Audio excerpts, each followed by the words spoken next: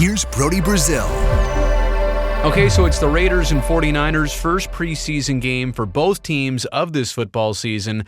I'm not here to even discuss what happened on the field. This is all about the attendance, which very much mirrored the second-to-last Raider home game of last season. This was January 1st. Las Vegas already out of contention. Derek Carr already out of the mix. But everybody noticed in that game, man, the 49ers fans, they showed up well, they traveled well, they basically took over Allegiant Stadium and made it a home game for the 49ers, who were obviously pushing at the end of that season. It took them overtime to win this game against a struggling Raiders team, but you obviously know they went to the NFC Championship game. They wanted and needed this game, they got it, and they also had, like a home field advantage in Las Vegas because they traveled so well. That game for Raiders fans, I understand. They might have sold a bunch of tickets because it didn't mean much. They didn't have much investment. That brings us to yesterday. Another game that didn't mean much. This is the preseason. This is what everybody was talking about. Look how red that crowd is. Also, they said 61,000. I see a lot of empty seats, but look, if we're getting anywhere close to 60,000 for a football preseason game, especially week one, when you're not going to see pretty much anybody that you want for any sustained period of time, that is pretty impressive. But man, that's a lot of 49er red, scarlet, if you will, in those stands. So that brings a lot of people to talking about this trend of Raiders games where the other team's crowd kind of takes over the stands. And this is nothing new. It's the 49ers here. It's been Broncos fans. It's been Kansas City fans.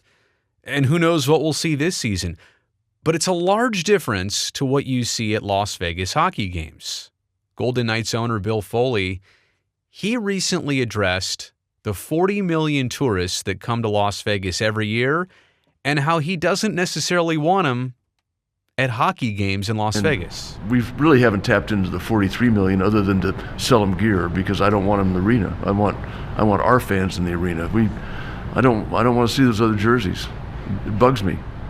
I don't know if you noticed, but we have a system that no more than 4 fans can sit in a row together, and then there must be a row separating those fans, and the overlapping fan can only be offline one seat with 3 other guys. I love them. They pay a lot of money, but I don't want them in my arena. I mean, look at the laugh, look at the facial expression, look at the body language there. He's not kidding. Bill Foley knows what he's doing. He wants a home ice advantage. That's super important in hockey. It's relevant in all sports. But it's interesting how at Raider games, you see a lot of opposition crowds, and who knows what this might present for Major League Baseball. Actually, I think I do know what it might present, and I'll get to that in just a second. Overall, you can't really criticize this for being a failure. There's a lot of people there. I think the building was about 95% announced, sold out, like they sold 95% of the tickets. I'm not sure if that's how many people actually showed up to this game.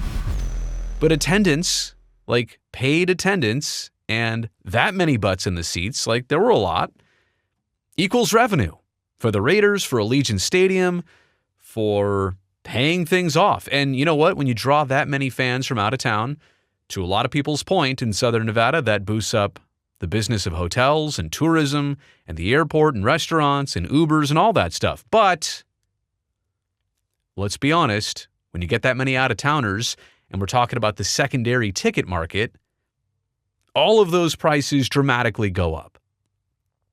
I don't know what 49er fans paid for any or all of those tickets, but you can only imagine it was substantially more than face value. And so that's the effect of home team fans selling their tickets to out-of-towners. Now, I said before, this is not the first time we've seen this with the Raiders.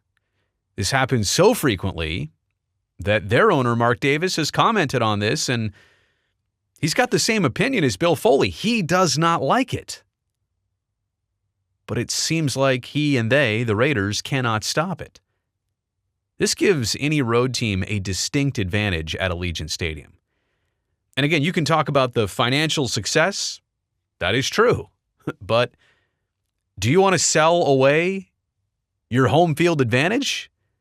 Something that a lot of teams value in sports, like football, when it's the opposition snap count that can be heard instead of being drowned out by your fans, the home team fans. So it's interesting how this has happened to Raiders games so far. Again, you break down the teams here.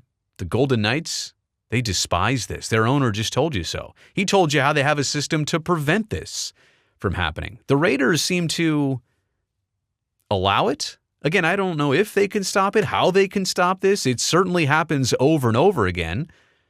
It's happening already in the preseason, for goodness sake.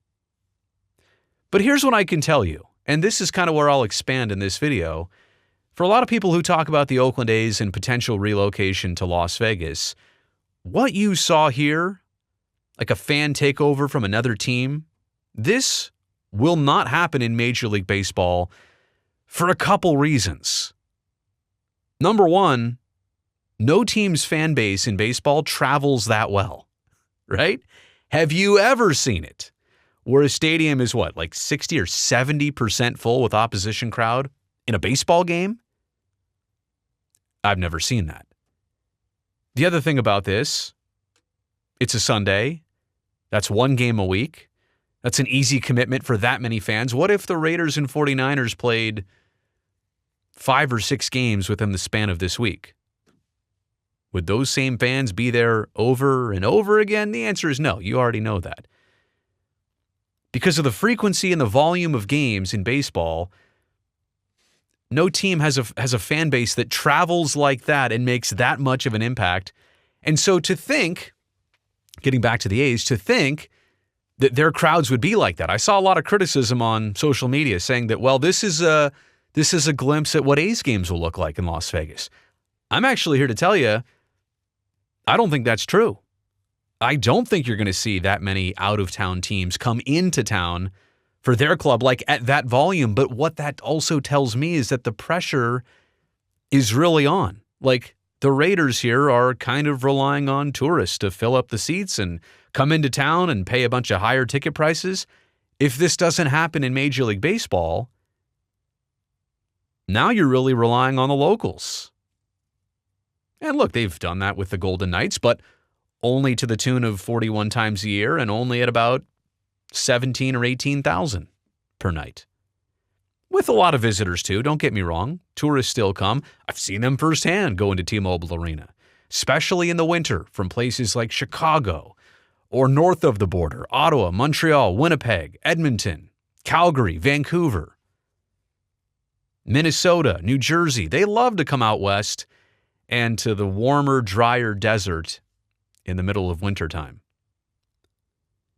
But getting back to baseball, the A's are not going to have this benefit. This, even if they wanted this to happen to help them fill seats, pay for tickets, the A's will not get this benefit.